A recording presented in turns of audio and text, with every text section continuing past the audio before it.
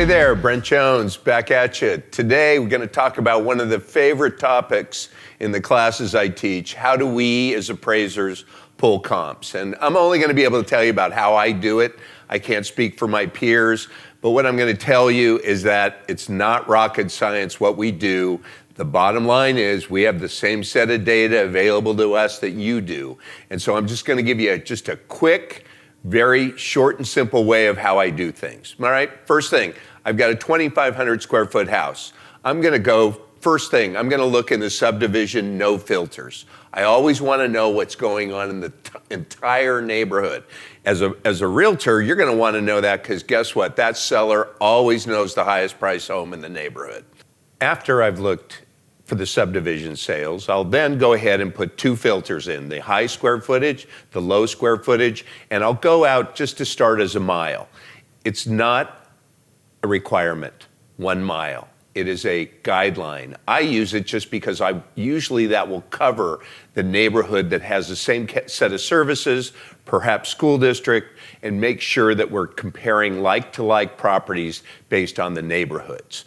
Now, the caveat to that is I'm not going to use a pocket subdivision and go into a master plan. That's super important regardless of how far that you want to take your search out.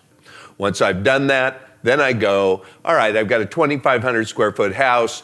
I'm going to look somewhere at 20%. I'll probably go 2,000 to 3,000 square feet. I'm going to look at like properties, 1 story to 1, 2 to 2, condo to condo, townhome to townhome, manufactured to manufactured. Make sure that I have try and compare apples to apples.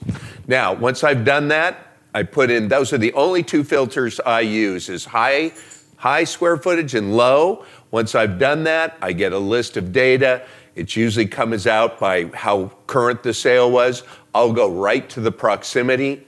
I'll sort it by closest to, because I'm going to want to see what's the closest, what's the most similar, and what's the one that sold the soonest, especially when markets are rising and falling. So that's it. What I'll do after that is I will pare it down. If I have too much data, I will then go ahead and start making different filter adjustments for age, for pools, for lot sizes. I'll add those in as attributes if I'm needing to pare down my data set. So it's not complicated, it's not rocket scientist, and usually if you go through one by one from that proximity, you're going to find 2 to 3 pretty good comps. Then I would flip back to the current, the date of sale, and try and find something that closed yesterday, especially if the market's declining or increasing.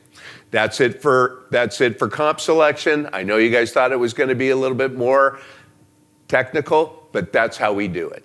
At least that's how I do it. Anyhow, likes, subscribe, comments, ring the bell. Your questions are welcome. Hope you're enjoying these. Have a great day. Thank you.